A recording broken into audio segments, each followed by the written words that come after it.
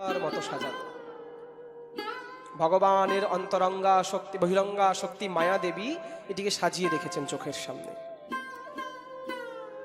তাই বলছেন, হে ভগবান, তুমি যদি এই ধরাধাম ছেড়ে চলে যাও, ধর্ম কোথায় আশ্রয় নেবে প্রভু? তখন ভগবান খুব করে বিচার করবার পর নিজের অঙ্গ থেকে শ্রীমদ্ ভাগবত মহাপুরাণকে বিরাজিত স্থাপন করলো এবং বলছেন কি, স্বকীয়ং যদ ভবেৎ তেজস্তচ্চ ভাগবতে দধাত তিরোধায় প্রবিষ্টয়ং শ্রীমদ্ ভাগবতার্ণবম। কি বলছেন? স্বকীয়ং যদ ভবেৎ তেজস্তচ্চ, তখন ভগবান শ্রীকৃষ্ণ নিজের শরীরের সমস্ত তেজ এই শ্রীমদ্ ভাগবত মহাপুরাণের মধ্যে প্রবেশ করিয়ে দিলেন, একদম সাক্ষাতে উদ্ধবের। কোনো শক্তি বা অবতার নয়, সাক্ষাৎ কৃষ্ণ, সাক্ষাৎ ভগবান শ্রীকৃষ্ণ নিজের হৃদয়ের যে তেজ, সেই তেজকে যদ ভবেৎ তেজস্তচ্চ ভাগবতেত দধাত, ভাগবতের মধ্যে অর্পণ করে দিলেন। এবং তারপরে কি হলো? তেনয়ং বাংময়ী মূর্তিঃ প্রত্যক্ষা বর্ততে হরেঃ সেবনাৎ শ্রবণাৎ পাঠাৎ দর্শনাৎ পাপনাশিনী। কি সুন্দর কথা বললেন! তেনয়ং বাংময়ী মূর্তি, বাংময় মানে কি? ভগবান শ্রীকৃষ্ণের বিগ্রহ কটি? ভগবানের মায়ের মাতৃ সাধক হোক, যারা ভগবানের সাধক হোক, শৈব সাধক হোক, ভগবানের ঈশ্বরের কয়টি মূর্তি? সকলে মিলে আসুন আমরা ভাগবতের মধ্যে প্রবেশ করি। সকলে সোজা হয়ে বসবেন। বেদব্যাস মুনি ভাগবত রচনা করতে গিয়ে সেখানে দেবর্ষি নারদের সঙ্গে ভক্তির সাক্ষাৎকার প্রথম স্কন্ধের মধ্যে ভাগবতের প্রথমে মঙ্গলাচরণ করেছেন এবং মঙ্গলাচরণ করতে গিয়ে কি বললেন? সচ্চিদানন্দ রূপায় বিশ্বোৎপত্ত্যাদি হেতবে তাপত্রയോ বিনাশায় শ্রীকৃষ্ণায় বয়ং নমঃ। কি সুন্দর কথা! সচ্চিদানন্দ রূপায়, বুঝতে পারছেন রূপের কথা বলা হলো ভগবানের? কি রূপ? সচ্চিৎ আনন্দ। ভগবানের রূপ কয়টি বলুন? সকলে মিলে বলুন জোরে। তিনটি, সৎ, চিৎ, আনন্দ। সৎ কথার অর্থ একটু আগেই বললাম, ভগবান হচ্ছে সত্য স্বরূপ, সব কিছু মিথ্যা, একমাত্র সত্য হচ্ছে ভগবান। তারপরে বলছে চিৎ, চিৎ কথার অর্থ হচ্ছে প্রকাশ, যিনি সবার হৃদয়ের মধ্যে অনুক্ষণ হয়ে পরমাত্মা আত্মা রূপে প্রকাশমান। এটি হচ্ছে চিৎকণা রূপে যিনি সবার হৃদয়ে প্রকাশমান। উনি একটি পিঁপড়ের মধ্যেও রয়েছে, উনি একটি বিরাট হাতির মধ্যেও রয়েছে, উনি একটি জলজীবন্ত জীবের মধ্যেও রয়েছে, উনি একটি পাষাণ পর্বতের মধ্যেও রয়েছে। আমরা বলি না ভগবান কোথায় আছে? প্রশ্নটা ভুল। প্রশ্ন ঠিক এরকম করতে হবে, ভগবান কোথায় নেই? সদা সর্বদা সর্বত্র বিরাজমান তিনি। এটি হচ্ছে চিৎ স্বরূপ। আর আনন্দ, আমরা আনন্দের সন্ধান কোথায় করি গো? বলো। দেখুন, আপনি কথার মধ্যে মিশে যান, আমাকে উত্তর দেবেন, তাহলে আমি বুঝতে পারবো আপনারা বুঝছেন কথাকে। আনন্দের সাথে উপভোগ করুন। আনন্দ আমরা কোথায় থেকে সন্ধান করি? কোথায় গেলে? কোথায় থেকে? সংসার থেকে। সংসারে যে এত আমরা কাজ করছি, কর্ম করছি, যত জীব রয়েছে না সংসারে, সংসারে তো প্রচুর জীব রয়েছে, শুধু মানুষ না, যত জীব রয়েছে, যত কর্ম সম্পাদন করছে, সবাই কিসের পিছনে ছুটছে বলুন তো? কিসের পিছনে ছুটছে?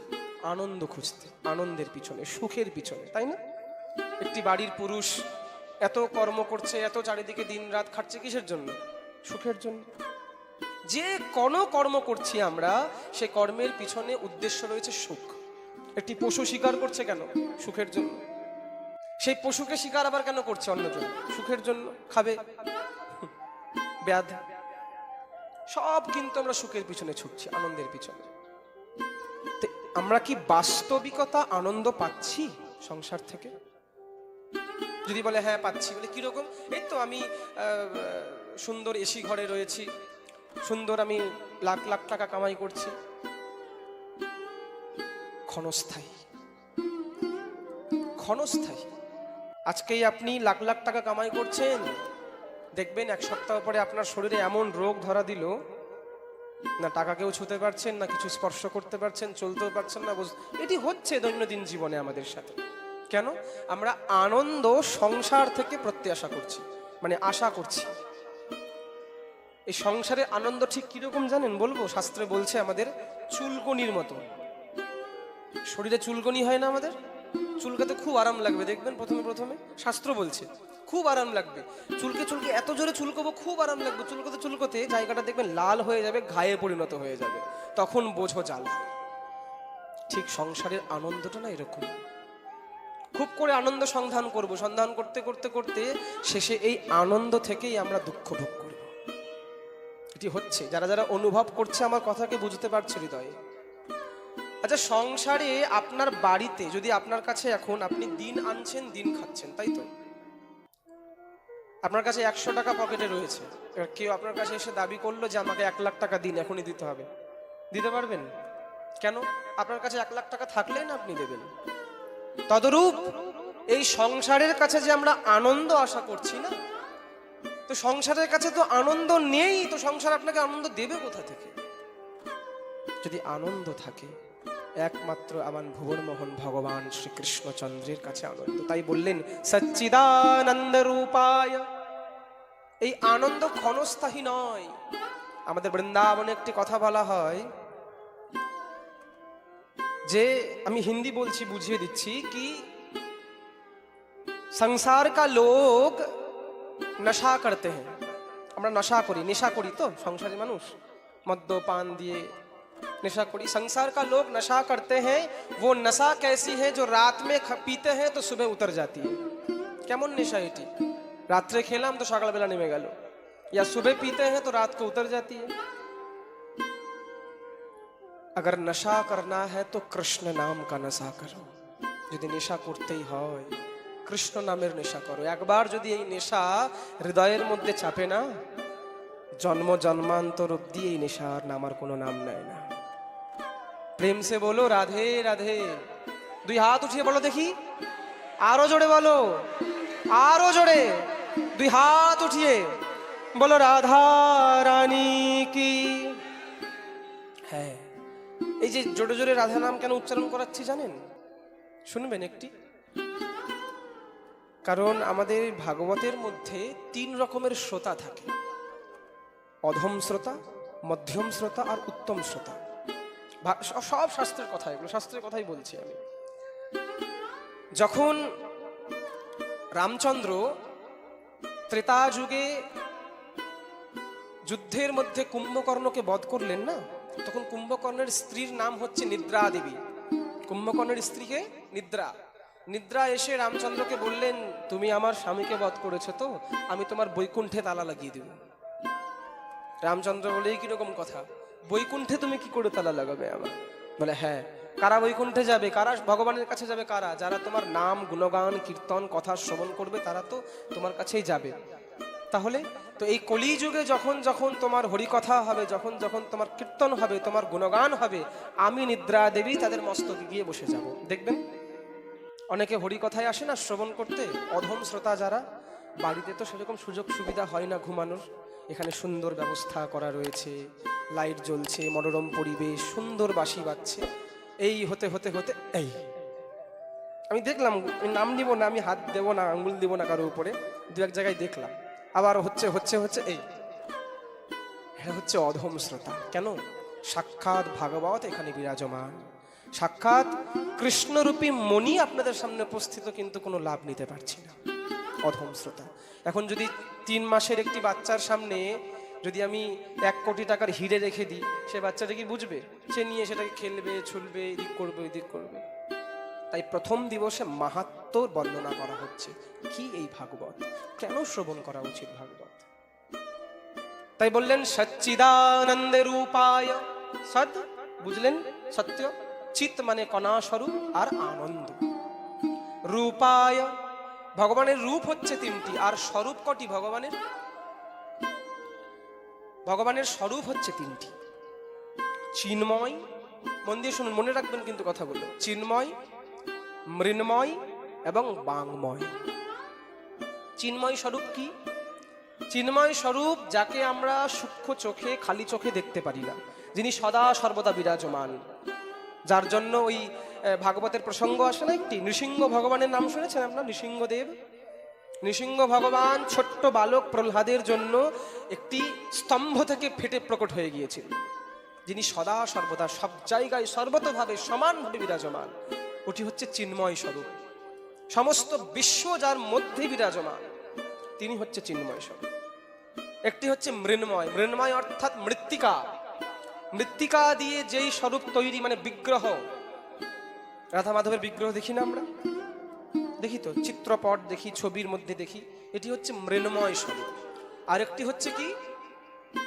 বাংময়। বাং কথার অর্থ হচ্ছে বাক, শব্দ, শব্দ মূর্তি ভগবান। কি শব্দ মূর্তি? আমাদের কুমোরটুলিতে যখন আমরা যাই, দুর্গাপুজোর সামনে অনেকজন ঘুরতে যাই না, কত সুন্দর সুন্দর দেবতা মূর্তি বানায়, মায়ের মূর্তিগুলো, মানে এমন সুন্দর বানায়, কারুকার্য কথা বলবে মনে হয়। সেটার জন্য অনেকে ছাঁচ দেয়, মাটি দিয়ে মূর্তি বানায়, কেউ ধাতু দিয়ে মূর্তি বানায়, কেউ পিতল দিয়ে বিগ্রহ বানায়। কিন্তু আমাদের মহর্ষি দিব্য সন্ত শ্রী শ্রীপাদ কৃষ্ণ দ্বৈপায়ন বেদব্যাস কোনো মাটি নেন নাই, কোনো কৃষ্ণের বিগ্রহ বানাতে কোনো মাটি, কোনো পিতল, ধাতু, রূপো কিচ্ছু ব্যবহার করেন নাই। উনি সাক্ষাৎ শব্দ দিয়ে ভগবান শ্রীকৃষ্ণের বিগ্রহ বানিয়েছেন, যার নাম শ্রীমদ্ ভাগবত মহাপুরাণ। বলিয়ে শ্রীমদ্ ভাগবত মহাপুরাণে কি। সাক্ষাৎ শব্দরূপী কৃষ্ণ, তাই বলছেন ভগবানের 3 নম্বর রূপ স্বরূপ হচ্ছে বাংময়। এই সেই শ্রীমদ্ ভাগবত মহাপুরাণ। সচ্চিদানন্দ রূপায় বিশ্বোৎপত্যাদি হেতবে। বিশ্বোৎপত্তিয়া, ভগবান শ্রীকৃষ্ণের এই জগতে আসার মানে আসার কারণ কি? বিশ্বোৎ উৎপত্তি, বিশ্বোৎপত্যাদি হেতবে মানে কারণ, এই হেতুর জন্য উনি আসেন। আর কি করেন উনি? তাপত্রয় বিনাশায়। এই যে তাপ, তাপ কয় প্রকার? এই জগৎ থেকে সৃষ্টি হচ্ছে 3 প্রকারের তাপ। সকলে মন দিয়ে শ্রবণ করুন, কিন্তু একটু লিঙ্ক যদি এদিক ওদিক হয়ে যায় না, মন বিস্ফোরণ হয়ে যাবে। কারণ মন থেকে চঞ্চল কিন্তু দ্রুত কিন্তু কোনো জিনিস নেই আর। আপনি চোখ বন্ধ করে এখানে বসে রয়েছেন, চোখটা বন্ধ করুন, দেখবেন এখনই আপনি দিল্লির তাজমহল দেখতে পাবেন। মন চাইতে দ্রুত কোনো জিনিস নেই। কিন্তু যারা সাধক, যারা ভক্ত, তারা চোখ বন্ধ করে দিল্লির তাজমহল দেখবে না, তারা চোখ বন্ধ করে শ্রী গুরুদেবের চরণ স্মরণ করবে, তারা চোখ বন্ধ করে শ্রীধাম বৃন্দাবন স্মরণ করবে, তারা চোখ বন্ধ করে শ্রীপাঠ খর্দহে নিত্যানন্দ প্রভুর স্বরূপ শ্যামসুন্দরকে স্মরণ করবে। মন, এই মনটাই হচ্ছে শত্রু এবং এই মনই হচ্ছে মিত্র, যদি মনকে আমরা ঠিক মতো করে চালাতে পারি। এই শরীররূপী রথের তো সারথি আমি নিজেই, মনকে চালাতে হবে, মনরূপী ঘোড়াকে খুব সুন্দর করে চালাতে হবে। তো তাপ হচ্ছে 3 প্রকার, জগৎ থেকে উৎপত্তি তাপ 3 প্রকার। কি কি? আদি দৈহিক, আদি দৈবিক আর আধ্যাত্মিক। কি কি? আদি দৈবিক তাপ কি? দৈবিক তাপ মানে হচ্ছে এই যে আমার শনি খারাপ যাচ্ছে, আমার মঙ্গল খারাপ যাচ্ছে, আমার রবি খারাপ যাচ্ছে, বৃহস্পতি বসে গেছে, চন্দ্র ওই দিক থেকে ওই দিক হয়ে গেছে, দৈবিক মানে দেবতাদের দ্বারা প্রেরিত করা সমস্ত দুঃখ হচ্ছে দৈবিক তাপ। ব্যবসা ভালো চলছে না, আমার মানুষের সঙ্গে সংযোগ স্থাপন ভালো করে হচ্ছে না, সবার সঙ্গে ঝগড়া বিবাদ লেগেই রয়েছে, সবার সংসারে লেগে রয়েছে ঝগড়া বিবাদ, আদি দৈবিক তাপ। আর একটা কি? আদি ভৌতিক তাপ। আদি ভৌতিক কি তাপ? মানে ভূমি, পৃথিবী থেকে উৎপন্ন যে তাপ, এই যে করোনা ভাইরাস, তারপরে আমাদের আমফান, ঝড় বৃষ্টি তুফান চারিদিকে লেগে রয়েছে, কারো ঘর চলে যাচ্ছে, উড়ে গেল, রাস্তার মধ্যে ভাসছে, বন্যা হয়ে গেল, আদি ভৌতিক তাপ। ভূমিকম্প হয়ে বাড়ি ভেঙে গেল। আরেকটি হচ্ছে আদি দৈহিক তাপ, মানে দেহ দ্বারা উৎপন্ন যা দেহ কষ্ট, চোখে দেখতে পাচ্ছি না, কোমরে ব্যথা, যা আজকাল খুব বেশি দেখা যায়, কোমরে ব্যথা, হাঁটুতে ব্যথা, বসতে পারি না, বয়স হয়েছি তবুও কৃষ্ণকে চিন্তন করতে পারছি না। ওই যে বলি না আমরা, এই ভক্তি করছো কেন এত ছোট বয়সে? এত ছোট বয়সে ভক্তি করতে হয়? ওই ভক্তি তো বুড়ো বয়সে, যখন তোমার কোমরটা বেঁকে যাবে, তোমার দাঁতগুলো পড়ে যাবে, তুমি যখন চোখে আর ভগবানের বিগ্রহটাকে ভালো করে দেখতে পাবে না, তখন ভক্তি করার সময়। যখন কৃষ্ণ উচ্চারণ করতে গিয়ে কয়ের নিচের রিকারটা উচ্চারণ হবে না, কৃষ্ণ বেরোবে, তখন ভক্তি করার সময়। এসব বোকা বোকা কথা। তো এই তাপত্রয় বিনাশায়, এই তিন তাপকে যে বিনাশ করে, আদি দৈহিক, আদি ভৌতিক এবং আদি দৈহিক, এই তিন তাপকে যে বিনাশ করে দেয়, শ্রীকৃষ্ণায় বয়ম নমঃ, আমরা সেই শ্রীকৃষ্ণের বন্দনা করি, নমন করি। শ্রীমদ্ ভাগবত মহাপুরাণ। একদিন শৌনকাদিক ঋষিগণ সূত মুনিকে জিজ্ঞাসা করলেন, হে সূত মুনি, যখন ভাগবত শুরু হচ্ছে প্রবচন, মন দিয়ে শুনুন সবাই, হে সূতজি, হে সূত মুনি। সূত মুনি কে ছিল? বেদব্যাস মুনির যে পুত্র সুখদেব, সেই সুখদেব মুনির প্রথম শিষ্য ছিল সূত মুনি। হে সূতজি, কৃপা করে আপনি এই কলিকালের মধ্যে যে শ্রেষ্ঠ ধর্ম, যা শুনলে, যা শ্রবণ অর্থেই, শুধুমাত্র শ্রবণ করলেই কোটি কোটি তপস্যা, কোটি কোটি যোগ যজ্ঞাদির ফল একবারে পেয়ে যাবে, উদ্ধার হয়ে যাবে, মুক্ত হয়ে যাবে। কেন জানো? সত্য যুগে যাগ যজ্ঞাদি তপস্যা দ্বারা ভগবানকে লাভ করতে হতো। সত্য যুগে যাগ যজ্ঞাদি তপস্যা দ্বারা ভগবানকে লাভ করতে হতো, বহু বহু যজ্ঞ করতে হতো, বহু বহু যজ্ঞ তপস্যা, এক পায়ে দাঁড়িয়ে হাজার হাজার কাল তপস্যা করতে হতো, এক পায়ে দাঁড়িয়ে। পারবেন কেউ করতে এখন এক পায়ে দাঁড়িয়ে তপস্যা হাজার হাজার কাল? আরে একদিন করে দেখুন না। তারপরে বলছে যে আর দ্বাপর যুগে কি হতো? দ্বাপর যুগে জিনিসটা ঠিক কিরকম, যত রকম যজ্ঞাদি, সে যজ্ঞাদির দ্বারা, বেদ মন্ত্রের দ্বারা ভগবানকে লাভ করতে হতো। ত্রেতা যুগে, ভুল বললাম, ত্রেতা যুগে কিরকম, মানে রাজসীয় যজ্ঞের নাম শুনেছেন? রাজসীয় যজ্ঞ এমন একটি যজ্ঞ, যেই যজ্ঞের মধ্যে কেজি কেজি সোনা, কেজি কেজি রূপো আপনাকে আহুতি দিতে হবে। পারবেন? কারো সামর্থ্য রয়েছে কেজি কেজি সোনা, কেজি কেজি রূপো দেওয়ার? নেই, কারণ বেদ মন্ত্র তো সেরকম শুদ্ধ নেই এখন আর। দ্বাপর যুগে পরিচর্যা, সেবার দ্বারা ভগবানকে লাভ করতে হতো। এখন তো সেবাটাও ঠিক করে করতে পারি না ভগবানের। তো কলিযুগে এমন কি রয়েছে গো? এমন কিছু বলুন হে সূত মুনি, আপনি কৃপা করে এমন কিছু বলুন যা আমাদের হৃদয়ে ভক্তি দেবীর প্রকট করে দেয়, যাতে আমরা ভগবানকে ভালোবাসতে শিখি। এমন কোন সাধনার নাম বলুন যে কলিকাল থেকে আমরা বাঁচতে পারি। তখন সূত মুনি বললেন, মন দিয়ে শুনুন, কে কাল ব্যাল মুখগ্রাস ত্রাস নির্নাশ হে তবে শ্রীমদ্ ভাগবতম শাস্ত্রম কলৌকিরেণ ভাষিতম। সুন্দর কথা।